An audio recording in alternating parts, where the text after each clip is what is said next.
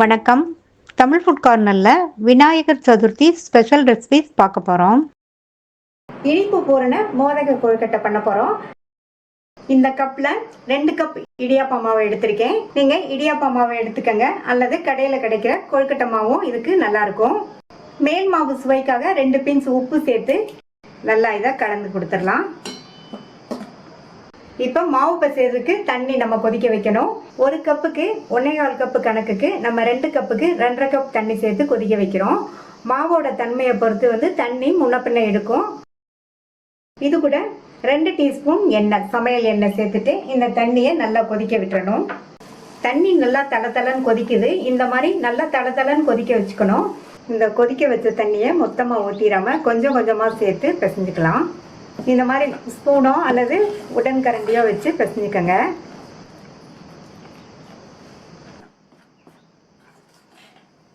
கொஞ்சம் கொஞ்சமாக தண்ணி சேர்த்து பிசைஞ்சாச்சு. மாவு கரெக்டான பக்குவத்தில் இருக்குது. இந்த மாதிரி இருக்கணும். நம்ம 2.5 கப்பு தண்ணி எடுத்தோம். அதில் 2 கப் செலவாயிருக்கு. 1/2 கப் தண்ணி மீதி இருக்குது. இப்போ மாவு சூடாக இருக்கிறதுனால ஒரு 5 நிமிஷம் மூடி வச்சிடலாம். கை பொறுக்கிற பக்குவம் வந்ததுக்கப்புறமா கை வச்சு பிசைஞ்சுக்கலாம். இப்போ மாவு கை பொறுக்கிற அளவு சூடு இருக்குது. கையில் லைட்டாக எண்ணெயை தொட்டுட்டு இதை நல்லா எல்லாம் ஒன்று சேர்த்து பிசைஞ்சுக்கலாம். மாவு இந்த மாதிரி பக்குவத்தில் இருக்கிற மாதிரி நீங்கள் தண்ணி சேர்த்து பிசைஞ்சுக்கணும். இந்த மாவை ஒரு ஈரமான காட்டன் துணியை வச்சு இந்த மாதிரி மூடி வச்சிடலாம். இந்த மாதிரி மூடி வச்சிட்டோம்னா மாவு காயாமல் இருக்கும்.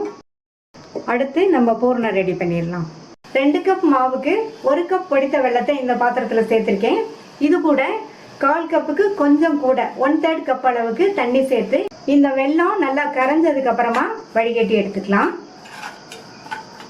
அடுத்து இந்த பேன்ல 2 டீஸ்பூன் நெய் சேர்த்து, நெய் உருகுனதும் அதில் நம்ம 2 கப் மாவு எடுத்தோம். 1 கப் தேங்காய் துருவலை நல்லா அழுத்தி குமிச்சு அளந்திருக்கேன். இந்த அளவு கரெக்டாக இருக்கும். இதை இதில் சேர்த்துக்கலாம். சேர்த்துட்டு இந்த தேங்காய் துருவலை ஒரு நிமிஷம் போல் நெய்யிலேயே வதக்கி விட்டுக்கணும். இந்த மாதிரி நெய்யிலேயே வதக்கிறது இந்த கொழுக்கட்டைக்கு நல்ல ஒரு டேஸ்ட் கொடுக்கும். மிதமான தீயில வச்சு வதக்கிக்கங்க.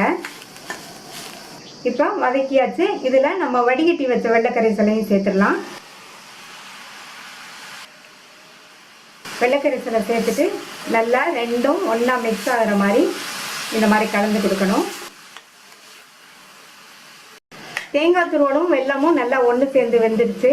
கையில் லைட்டாக தண்ணியை தொட்டுட்டு இந்த மாதிரி தொட்டு பார்த்தோம்னா கையில் கொஞ்சம் கூட ஒட்டாது. இதுதான் கரெக்டான கன்சிஸ்டன்சி. இதில் வாசனைக்கு 1/2 டீஸ்பூன் ஏலக்காய் பவுடர் சேர்த்துட்டு மறுபடியும் 1 டீஸ்பூன் நெய் சேர்த்துக்கலாம். நல்லா ஒன்றா மிக்ஸ் பண்ணி விட்டுட்டு ஸ்டவ் ஆஃப் பண்ணிடலாம். கொழுக்கட்டைக்கு பூரணம் ரெடி ஆயிடுச்சு. இப்போ ஸ்டஃபிங் வச்சு நம்ம கொழுக்கட்டையை ரெடி பண்ணிடலாம். ரெடியான மாவுலேருந்து இந்த அளவு மாவு எடுத்திருக்கேன்.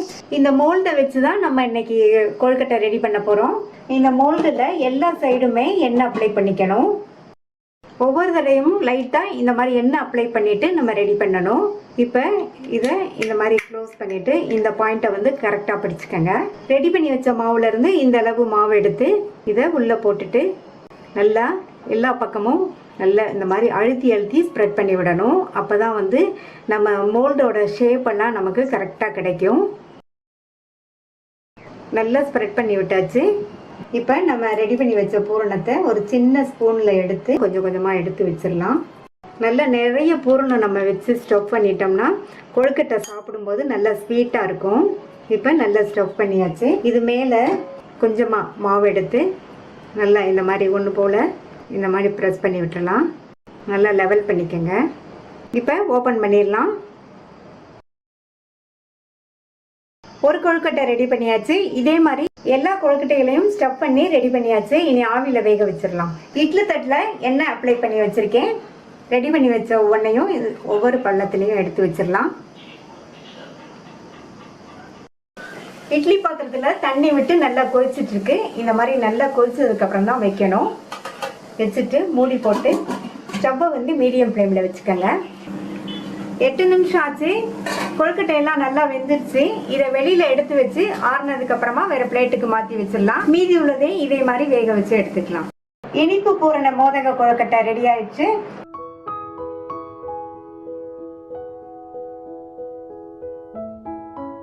அவல் ஸ்வீட் கொழுக்கட்டை பண்ண போறோம். ஸ்டவ்ல ஒரு பேன் போட்டு ஹீட் பண்ணிருக்கேன். 1 கப் திக்கான அவலை இதுல சேர்க்கிறேன். மிதமான தீயில வச்சு 2 நிமிஷம் மட்டும் இந்த அவலை வறுத்துக்கலாம். 2 நிமிஷம் வறுத்தா போதும்.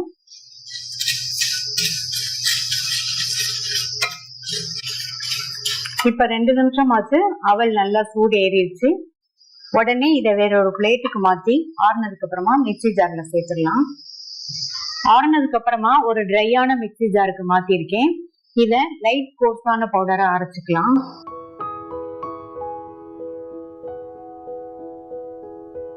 இந்த மாதிரி லேஸ் குறக்குறப்பா அரைச்சுக்கங்க. இந்த பேன்ல 1.5 கப் தண்ணி சேர்க்கிறேன். தண்ணி கொதிக்க ஆரம்பிச்சதும் இதுல 3/4 கப் பொடித்த வெல்லம் சேர்க்கிறேன். இந்த வெல்லம் நல்லா கரைஞ்சு வரட்டும்.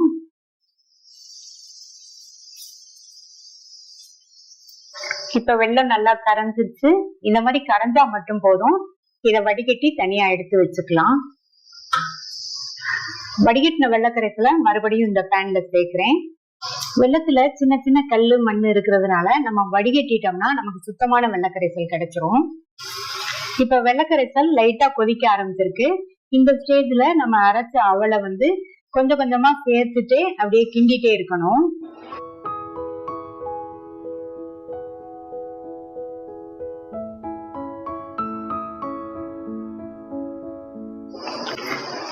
ஸ்டவ் சிம்லயே வச்சுட்டு கிண்டிட்டே இருங்க. கட்டி எதுவும் படாம இருக்கணும்.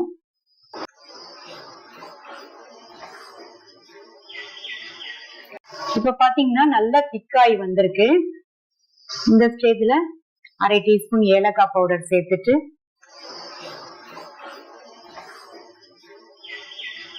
நல்லா ஒரு தடவை கலந்து கொடுத்துருங்க.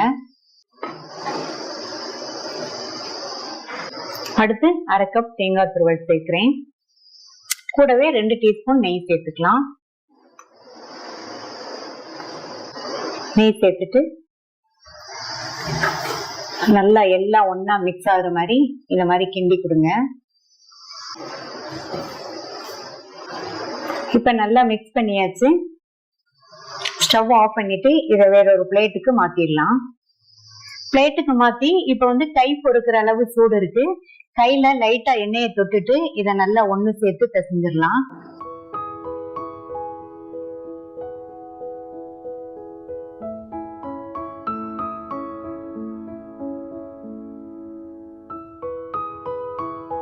நல்லா ஒண்ணு சேர்த்து பிசைஞ்சாச்சு.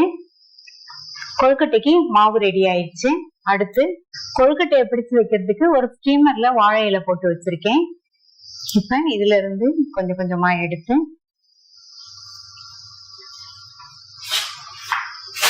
இந்த மாதிரி உருட்டிட்டு இந்த மாதிரி பிரஸ் பண்ணி விட்டோம்னா நமக்கு பிடி கொழுக்கட்டை மாதிரி கிடைச்சிரும்.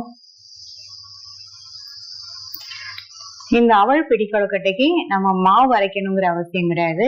அவளை வச்சே நம்ம ரொம்ப ஈஸியா வேகமா ஒரு 20 நிமிஷத்துக்குள்ள செஞ்சிடலாம்.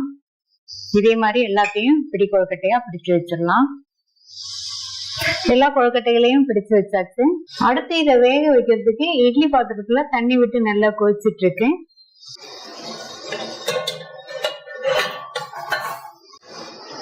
கொழுக்கட்டைகளை வச்சாச்சு. மூடி போட்டு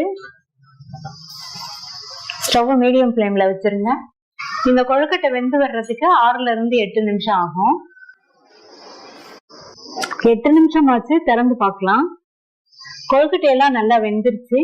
இப்ப இதை வெளியில எடுத்து வச்சு ஆற வச்சலாம். நம்மளுடைய டேஸ்டான அவல் ஸ்வீட் பிடி கொழுக்கட்டை ரெடி ஆயிடுச்சு.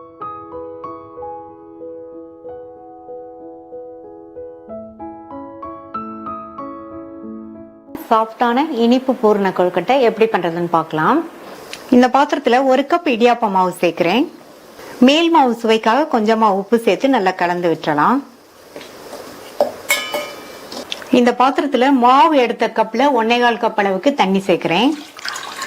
நீங்க எந்த கப்ல மாவு எடுக்கிறீங்களோ அதே கப்லயே மற்ற எல்லாத்தையும் அளந்துக்கங்க. இதுல 1 டீஸ்பூன் சன்ஃபிளவர் ஆயில் சேர்க்கிறேன். வாசனை இல்லாத எண்ணெய் சேர்த்துக்கங்க. இப்ப இந்த தண்ணி நல்லா கொதிச்சு வரட்டும். மாவு பிசைறதுக்கு மாவோட தன்மையை பொறுத்து தண்ணி முன்ன பின்ன தேவைப்படும். அதனால நீங்க ஃபர்ஸ்டே 1/4 கப் தண்ணி சேர்த்து கொதிக்க வச்சுக்கோங்க. தண்ணி நல்லா கொதிக்குது. இத கொஞ்சம் கொஞ்சமா மாவுல சேர்த்து பிசைஞ்சுக்கலாம். தண்ணிய கொஞ்சம் கொஞ்சமா சேர்த்து ஒரு ஸ்பூன் வச்சு நல்லா இந்த மாதிரி கிண்டி கொடுங்க.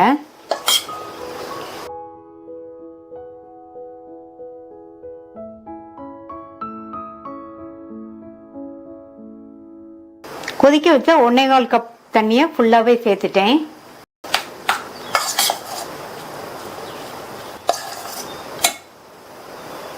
மாவு பாத்தீங்கன்னா நல்லா இந்த மாதிரி சாஃப்டா இருக்கு. மாவு சூடா இருக்கும், அதனால பிசைய முடியாது. ஒரு 5 நிமிஷத்துக்கு மூடி வச்சிருங்க. கை பொறுக்கிற அளவு சூடு வந்ததுக்கு அப்புறமா பிசைஞ்சுக்கலாம். 5 நிமிஷம் ஆச்சு. மாவு வந்து கை பொறுக்கிற அளவு சூடு இருக்கு. இப்ப இது எல்லாத்தையும் நல்லா ஒண்ணு சேர்த்து பிசைஞ்சுக்கலாம்.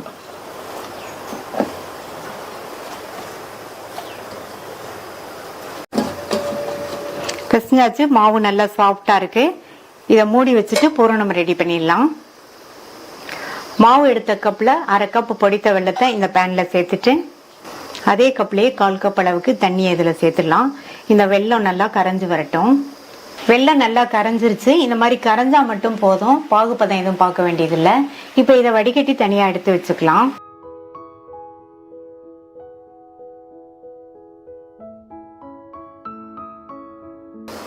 அடுத்து இந்த பேன்ல 1 டேபிள் ஸ்பூன் பட்டர் சேர்க்கிறேன்.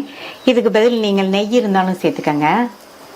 இப்ப பட்டர்லாம் நல்லா மெல்ட் ஆனதுக்கு அப்புறமா மாவு எடுத்த கப்லயே 3/4 கப் அளவுக்கு தேங்காய் துருவல் சேர்த்துக்கலாம். தேங்காய் துருவலை நல்லா டைட்டா அளந்துக்கங்க. இந்த தேங்காய் துருவலை இந்த பட்டர்லயே 1 நிமிஷம் போல நல்லா வதக்கி விட்டுக்கங்க. நீங்க தேங்காய் துருவும் போது தேங்காயில பேக் சைட்ல உள்ள பிரவுன் பகுதியை நீக்கிட்டு துருவிட்டீங்கன்னா கொழுக்கட்டை சாப்பிடும் போது இந்த பூரணம் நல்லா சாஃப்டாவும் டேஸ்டாவும் இருக்கும். தேங்காய் துருவல் 1 நிமிஷமா பட்டர்ல வதங்கிடுச்சு. நம்ம வடிகட்டி வச்ச வெள்ளக்கரைசலை இதுல சேர்த்துட்டு இது கூட வாசனைக்கு 1/4 டீஸ்பூன் ஏலக்காய் பவுடர் சேர்த்துக்கலாம். சேர்த்துட்டு நல்லா மிக்ஸ் பண்ணி கொடுத்துட்டே இருங்க.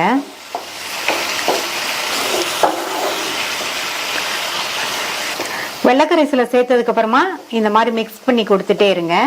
ஒரு ஸ்டேஜ்ல நம்ம வந்து கையில தொட்டு பார்த்தோம்னா இந்த பூர்ணம் வந்து ஒட்டாம வரும். அது வரைக்கும் இந்த மாதிரி கிண்டி கொடுத்துட்டே இருக்கலாம்.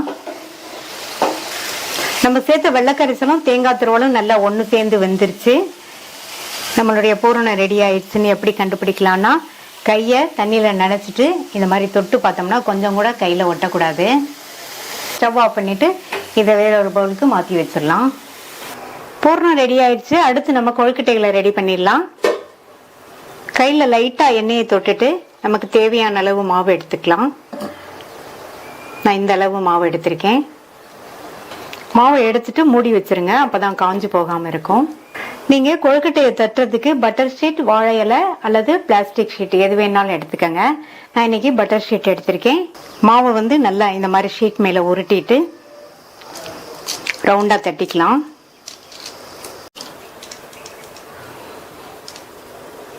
ரொம்ப மெல்லிசாவும் இல்லாம ரொம்ப திக்காவும் இல்லாம ஓரளவு திக்னஸ்க்கு நல்லா இந்த மாதிரி ரவுண்டா தட்டிக்கலாம்.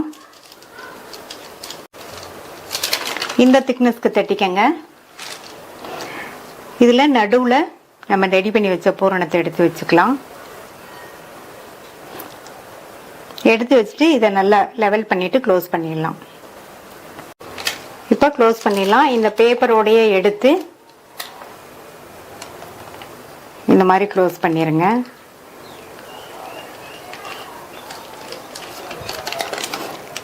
எல்லா பக்கமும் நல்லா ஒட்டி சீல் ஆகணும். நல்லா இந்த மாதிரி சீல் பண்ணி விட்டாதான் கொழுக்கட்டை வேகும் போது பூர்ணம்லாம் வெளியில வராம இருக்கும்.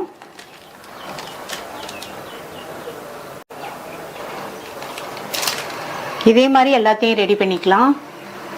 ஒரு ஸ்டீமர்ல வாழை இலை போட்டு வச்சிருக்கேன். ரெடி பண்ண கொழுக்கட்டைகளை இது மேல எடுத்து வச்சிடலாம்.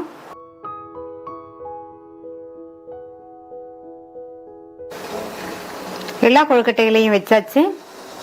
இட்லி பாத்திரத்துல தண்ணி விட்டு கொதிச்சிட்டு இருக்கு. இந்த ஸ்டீமர் இதுல வச்சுட்டு மேல ஒரு வாழை இலை போட்டு மூடி வச்சிடலாம்.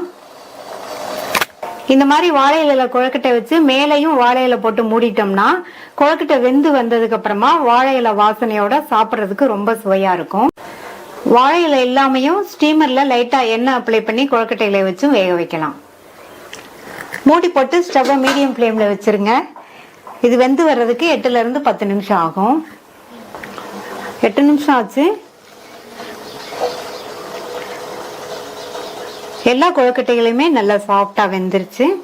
அவ்வளவுதான், வாழை இலை மணத்தோட சுவையான பூரண கொழுக்கட்டை ரெடி ஆயிடுச்சு.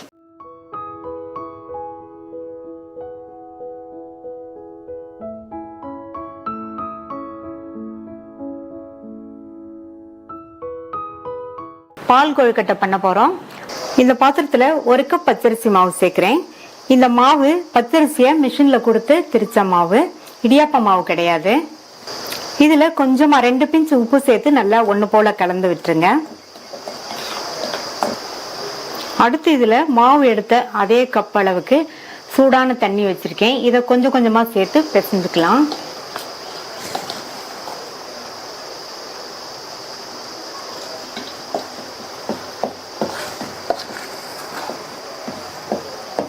ஒரு கப் தண்ணி ஃபுல்லா சேர்த்தாச்சு.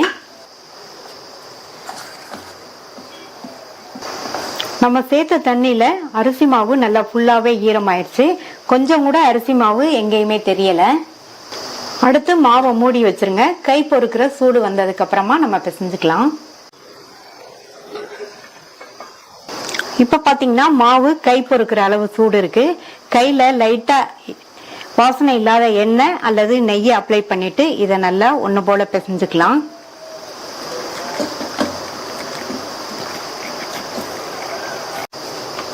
மாவு பிசைஞ்சாச்சு. மாவு பாத்தீங்கன்னா நல்லா சாஃப்டா இருக்கு. இந்த அளவு சாஃப்டா இருந்ததுன்னா நம்மளுடைய கொழுக்கட்டையும் நல்லா சாஃப்டா இருக்கும். இப்ப இந்த பிசைஞ்சு வச்ச மாவுல இருந்து இந்த அளவு மாவு எடுத்திருக்கேன்.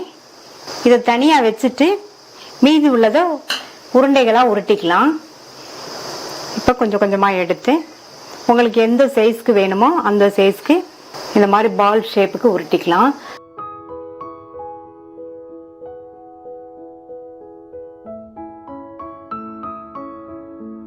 நம்ம பிசைஞ்சு வச்ச எல்லா மாவையும் இதே மாதிரி உருட்டி வச்சிடலாம். எல்லாத்தையும் பால் ஷேப்புக்கு உருட்டியாச்சு. நீங்க இதுக்கு பதில் இந்த மாதிரி நீல ஷேப்புக்கு உருட்டுறதுனால உருட்டிக்கங்க. அடுத்து இந்த பேன்ல தண்ணி சேர்க்காத திக்கான பால் 1.5 கப் சேர்க்கிறேன்.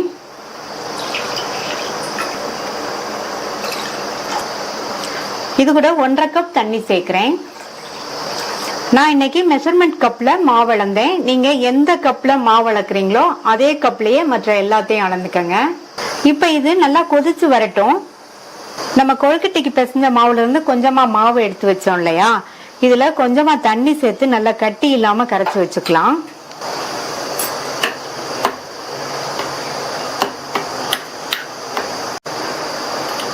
இந்த மாதிரி கலந்துட்டு அதை ரெடியா ஓரமா எடுத்து வச்சுக்கோங்க.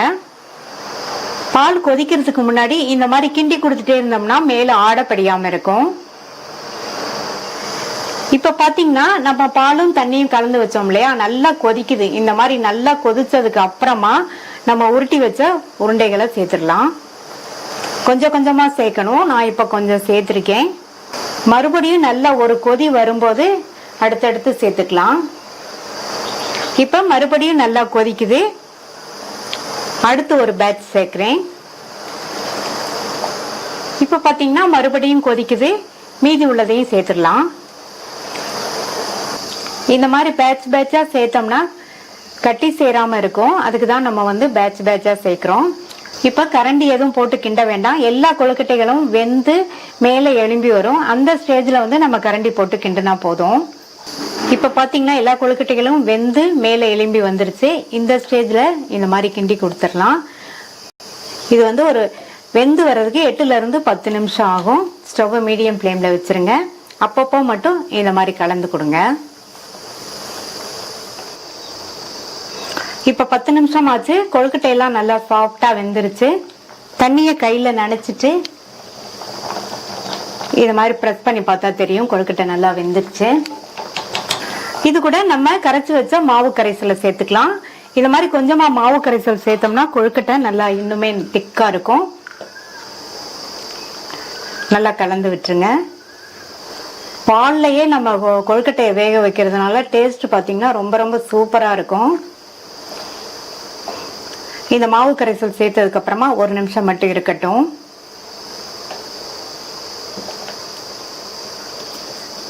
அடுத்து இதுல நான் 3/4 கப் சர்க்கரை சேர்க்கிறேன். 3/4 கப் கரெக்டா இருக்கும். நீங்க உங்களுடைய தேவைக்கு தகுந்தபடி சேர்த்துக்கங்க.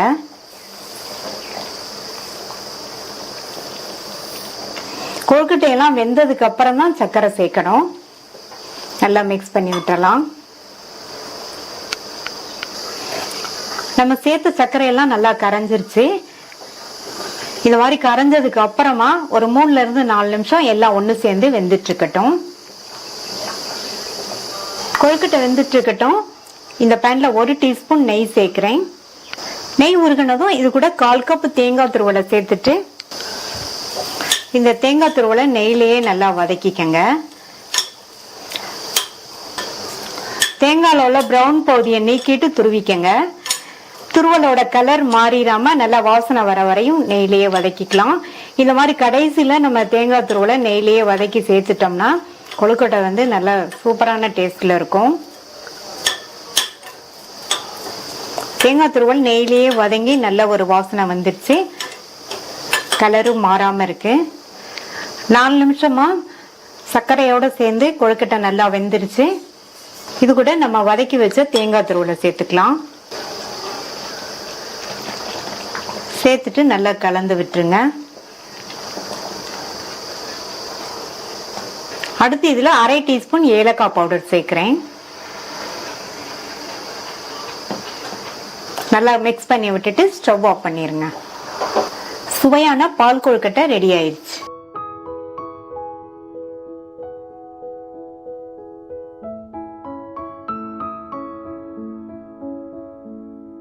கடலைப்பருப்பு பூர்ண இனிப்பு கொழுக்கட்டை பண்ண போறோம்.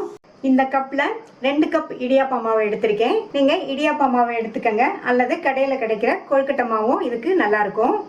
மேல் மாவு சுவைக்காக 2 பிஞ்ச் உப்பு சேர்த்து நல்லா இதை கலந்து கொடுத்துடலாம். இப்ப மாவு பசைறதுக்கு தண்ணி நம்ம கொதிக்க வைக்கணும். 1 கப்புக்கு 1/4 கப்பு கணக்குக்கு நம்ம 2 கப்புக்கு 2.5 கப் தண்ணி சேர்த்து கொதிக்க வைக்கிறோம். மாவோட தன்மையை பொறுத்து தண்ணி முன்ன பின்ன எடுக்கும். இது கூட 2 டீஸ்பூன் எண்ணெய், சமையல் எண்ணெய் சேர்த்துட்டு இந்த தண்ணியை நல்லா கொதிக்க விட்டுறணும். தண்ணி நல்லா தளதளன்னு கொதிக்குது. இந்த மாதிரி நல்லா தளதளன்னு கொதிக்க வச்சுக்கணும். இந்த கொதிக்க வச்ச தண்ணியை மொத்தமா ஊற்றிடாம கொஞ்சம் கொஞ்சமா சேர்த்து பிசைஞ்சுக்கலாம். இந்த மாதிரி ஸ்பூனோ அல்லது உடன் கரண்டியோ வச்சு பிசைஞ்சுக்கங்க.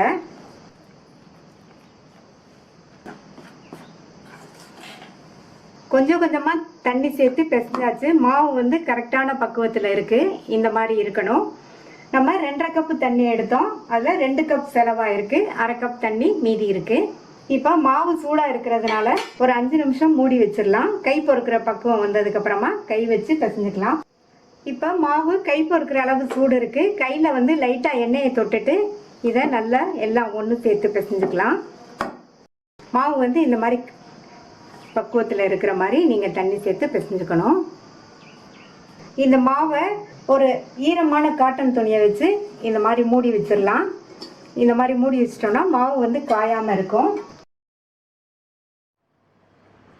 1/2 கப் கடலைப்பருப்பை இந்த பவுல்ல சேர்த்துட்டு 2-3 தடவை வாஷ் பண்ணிட்டு குக்கர்ல சேர்த்து இது கூட 1 கப் தண்ணி சேர்த்துக்கலாம். மூடி போட்டு ஸ்டவ்வை மீடியம் ஃப்ளேம்ல வச்சுக்கோங்க. 6 விசில் வந்துடுச்சு. பருப்பு நல்லா சாஃப்டா வெந்துருச்சு. இந்த மாதிரி வேக வச்சுக்கணும். இதை ஒரு உடன் கரண்டியோட பேக் சைடை வச்சு நல்லா இந்த மாதிரி மசிச்சு விட்டுக்கணும், அல்லது மேஷர் வச்சு லைட்டா மசிச்சு விட்டுக்கோங்க போதும். இப்போ நல்லா மசிச்சு விட்டாச்சு. பருப்பு நல்லா சாஃப்டா வெந்ததுனால இந்த மாதிரி லைட்டா மசிச்சு விட்டாலே நல்லா மசிஞ்சிரும். இப்போ இது இருக்கட்டும்.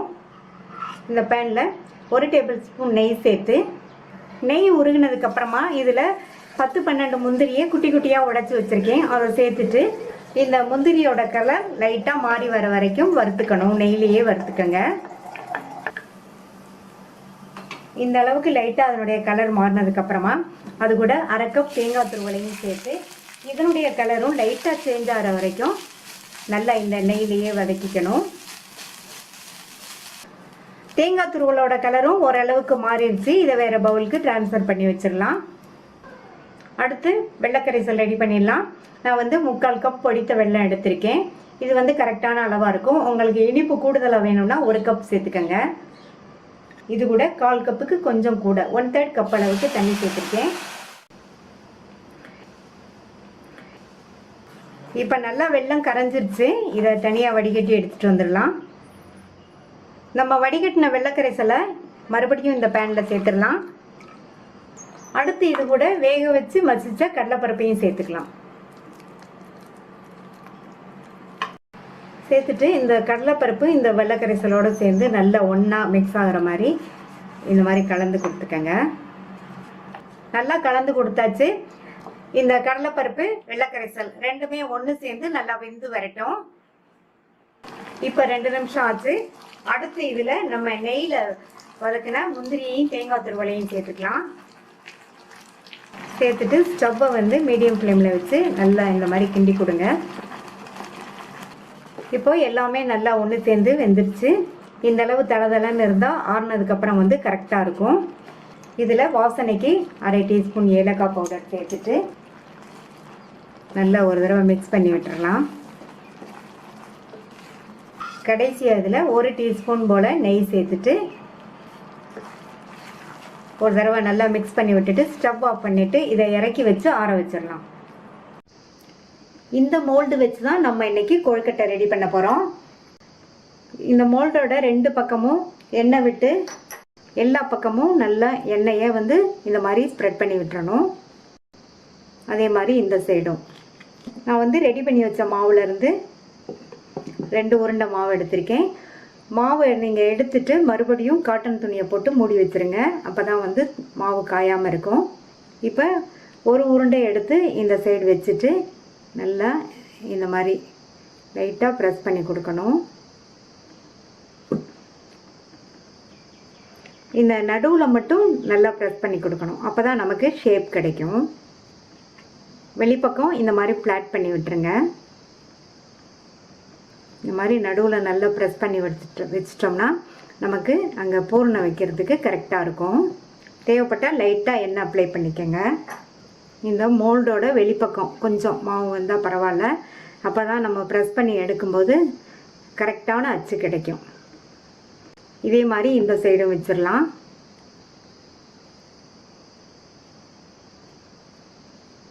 இப்போ இந்த இடத்துல பூரணத்தை வச்சிடலாம். தேங்காய் வெல்லம் சேர்த்து பூரணம் பண்ணுவோம். அந்த கொழுக்கட்டையும் நல்லாயிருக்கும். நம்ம இன்னைக்கு கடலைப்பருப்பு வேக வச்சு செஞ்சுருக்கிற இந்த பூரணமுமே டேஸ்ட் ரொம்ப சூப்பராக இருக்கும். இப்போ க்ளோஸ் பண்ணிடலாம். க்ளோஸ் பண்ணிவிட்டு லைட்டாக ப்ரெஸ் பண்ணி விட்டுட்டு வெளியில் உள்ள எக்ஸ்ட்ரா மாவை மட்டும் எடுத்துடணும். இப்போ ஓப்பன் பண்ணிடலாம். இப்போ இது வெளியில் எடுத்துடலாம். இந்த மாதிரி லைட்டாக எடுத்தோம்னாலே எண்ணெய் அப்ளை பண்ணியிருக்கிறதுனால நமக்கு வந்து ஈஸியாக வந்துடும். நல்லா சூப்பராக அழகாக ஃப்ளவர் மாடல் கொழுக்கட்டை ரெடி பண்ணியாச்சு. இதே மாதிரி எல்லாத்தையும் ரெடி பண்ணிடலாம். எல்லாத்தையும் ரெடி பண்ணியாச்சு. இப்போ வேக வைக்கணும். ஒரு இட்லி தட்டில் எண்ணெய் அப்ளை பண்ணி வச்சுருக்கேன்.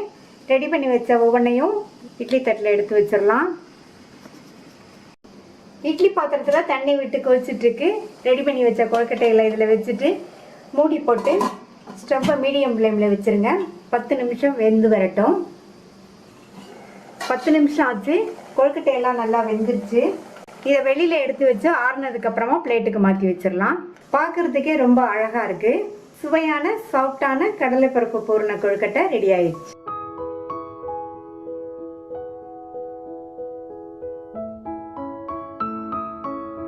காரப்பிடி கொழுக்கட்டை பண்ண போகிறோம். 1 கப் பச்சரிசியை 3 தடவை வாஷ் பண்ணிட்டு 3 மணி நேரமாக ஊற வச்சிருக்கேன். இதை மிக்ஸி ஜாரில் சேர்த்துட்டு தேவையான அளவு தண்ணி சேர்த்து தோசை மாவு பதத்துக்கு அரைச்சிக்கலாம். அரைச்சாச்சு. நல்லா நைஸாக இந்த மாதிரி தோசை மாவு பதத்துக்கு அரைச்சிக்கங்க. அடுத்து இந்த பேனில் 3 டீஸ்பூன் எண்ணெயும் 1 டீஸ்பூன் நெய்யும் சேர்க்குறேன். ரெண்டுமே சூடாயிடுச்சு.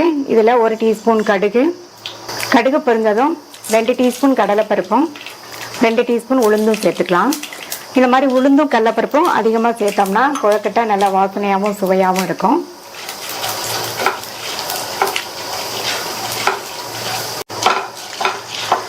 இப்போ பருப்பெல்லாம் நல்லா பொன்னிறம் ஆயிடுச்சு.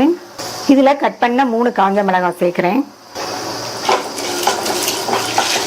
இதையும் லைட்டா வதக்கி விட்டுட்டு கட் பண்ண கருவேப்பிலை இலைகள் கொஞ்சமும் கொத்தமல்லி இலைகள் கொஞ்சமும் சேர்க்கிறேன். கருவேப்பிலையோட கொத்தமல்லி அதிகமா சேர்த்துக்கங்க, நல்லா வாசனையா இருக்கும். கூடவே 1/4 டீஸ்பூன் பெருங்காய பவுடர் சேர்த்துக்கலாம். பெருங்காய பவுடரும் இந்த கொழுக்கட்டைக்கு நல்ல மனம் கொடுக்கும்.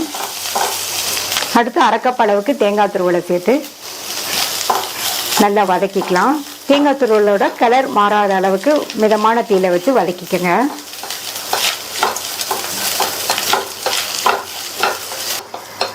தேங்காய் துருவலும் நல்லா வதங்கிடுச்சு. ஸ்டவ்வை மிதமான தீயில வச்சுட்டு நம்ம அரைச்ச அந்த மாவை சேர்த்துக்கலாம். மாவு சேர்த்துட்டு இதுக்கு தேவையான அளவு உப்பு மிதமான தீயில வச்சு நல்லா இந்த மாதிரி கிண்டி கொடுத்துட்டே இருங்க.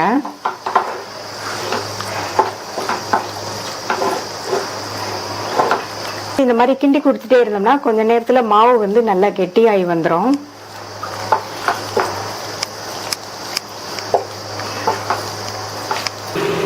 நாலு நிமிஷமா சிம்லயே வச்சு கிண்டி மாவு நல்லா கெட்டியாயிடுச்சு. இதை வேற ஒரு பிளேட்டுக்கு மாற்றி வச்சிடலாம். பிளேட்டுக்கு மாற்றியாச்சு. இது கை பொறுக்கிற அளவு சூடு வர வரையும் இருக்கட்டும். ஒரு ஸ்டீமரில் வாழை இலை போட்டு வச்சிருக்கேன்.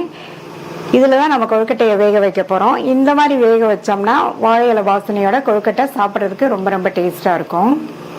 மாவு கை பொறுக்கிற அளவு சூடுக்கு வந்துருச்சு. லைட்டாக மட்டும் கையில் எண்ணெய் அப்ளை பண்ணிட்டு இதை நல்லா ஒன்று சேர்த்து பிசைஞ்சுக்கங்க.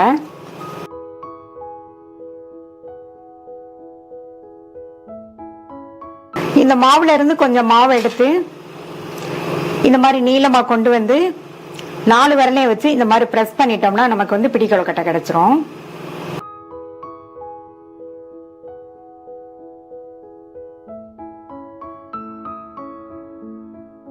இதே மாதிரி எல்லாத்தையும் பிடிச்சு வச்சிடலாம்.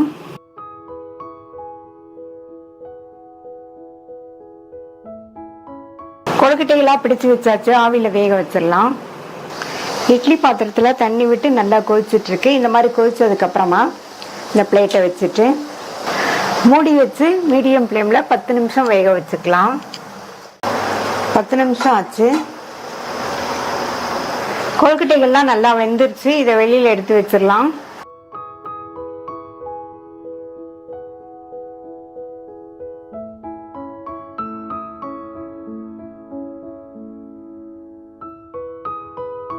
சிகப்பு அவல் பிடி கொழுக்கட்டை பண்ண போகிறோம். இந்த பாத்திரத்தில் 1 கப் சிகப்பு அவல் மீடியம் திக்னஸில் உள்ள அவலை சேர்த்துட்டு 2 தடவை வாஷ் பண்ணிக்கலாம். இதில் அவல் முங்குற அளவுக்கு கொஞ்சம் தாராளமாகவே தண்ணி சேர்த்து 15லேருந்து 20 நிமிஷம் ஊற வச்சுக்கலாம். ஊறிட்டு இருக்கட்டும். 20 நிமிஷம் ஆயிடுச்சு. அவல் நல்லா ஊறி சாஃப்ட் ஆயிடுச்சு. இந்த அவலை வடிகட்டிடலாம். கீழே ஒரு பாத்திரம் வச்சிருக்கேன். அவல்ல உள்ள தண்ணியெல்லாம் கம்ப்ளீட்டாக வடிய விட்டுருங்க. தண்ணியெல்லாம் கம்ப்ளீட்டாக வடிஞ்சிருச்சு. அவளுமே நல்லா உதிராக இருக்கு. வடிகட்டின அவலை இந்த பாத்திரத்தில் சேர்த்துட்டு கையை வச்சு மறுபடியும் நல்லா ஒரு தடவை இந்த மாதிரி மசிச்சு விட்டுருங்க.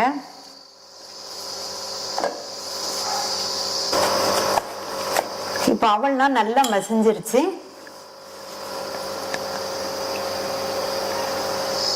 இந்த பேன்ல 1/2 டேபிள் ஸ்பூன் எண்ணெயும் 1 டீஸ்பூன் நெய்யும் சேர்க்கிறேன். நெய் வந்து ஆப்ஷனல் தான். நீங்கள் விருப்பப்பட்டா சேர்த்துக்கங்க, இல்லைன்னா கூட கொஞ்சம் எண்ணெய் சேர்த்துக்கங்க. இப்போ நெய்யும் எண்ணெயும் சூடாயிடுச்சு. இதில் 1/2 டீஸ்பூன் கடுகு, 1 டீஸ்பூன் உளுந்து, 2 டீஸ்பூன் கடலைப்பருப்பு, 1/4 டீஸ்பூன் சீரகம்,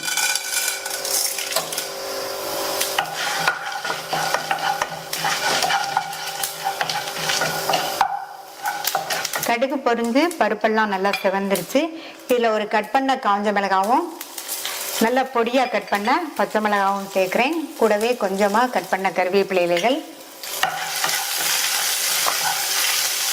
நல்லா கலந்து விட்டுட்டு இது கூட 1/2 கப்பு நம்ம அவல் எடுத்த கப்பில் 1/2 கப் அளவுக்கு தேங்காய் துருவல், கூடவே 2 பிஞ்ச் பெருங்காய பவுடர். தேங்காய் துருவல் சேர்த்து ரொம்ப நேரம் வதக்க வேண்டாம். ஜஸ்ட் ஒரு வதக்கிட்டு நம்ம மசிச்சு வச்சு அவளை சேர்த்துக்கலாம். அப்புறமா இதுக்கு தேவையான அளவு உப்பு சேர்த்துக்கங்க. சேர்த்துட்டு நல்லா மிக்ஸ் பண்ணி விட்டுக்கலாம்.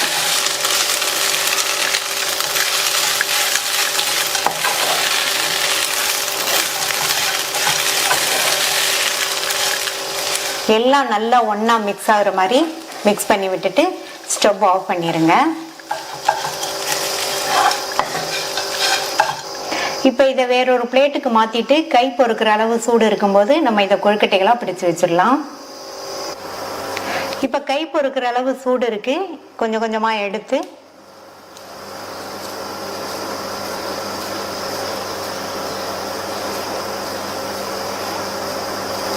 இந்த மாதிரி ஓவல் ஷேப்புக்கு கொண்டு வந்துட்டு பிடி கொழுக்கட்டை ஷேப்புக்கு வச்சிடலாம்.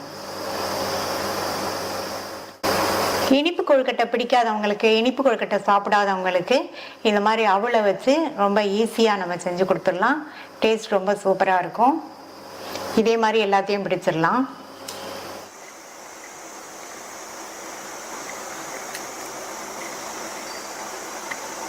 பிடிச்சு வச்ச கொழுக்கட்டைகளை வாழை இலை போட்ட ஸ்டீமரில் வச்சு வேக வச்சிடலாம். இட்லி பாத்திரத்தில் தண்ணி விட்டு நல்லா கொதிச்சிட்டு இருக்கு. இந்த ஸ்டீமரை வச்சுட்டு மூடி போட்டாச்சு. மீடியம் ஃப்ளேமில் ஒரு 7லேருந்து 8 நிமிஷம் வேகட்டும். 7 நிமிஷம் ஆச்சு.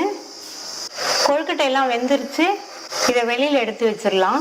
நல்லா சாஃப்டாக டேஸ்டான அவல் காரப்பிடி கொழுக்கட்டை ரெடி ஆயிடுச்சு. ட்ரை பண்ணி பார்த்துட்டு உங்கள் கமெண்ட்ஸை சொல்லுங்கள். இது வரைக்கும் தமிழ் ஃபுட் கார்னர் சேனலை சப்ஸ்கிரைப் பண்ணாதவங்க சப்ஸ்கிரைப் பண்ணிக்கோங்க. தேங்க்யூ.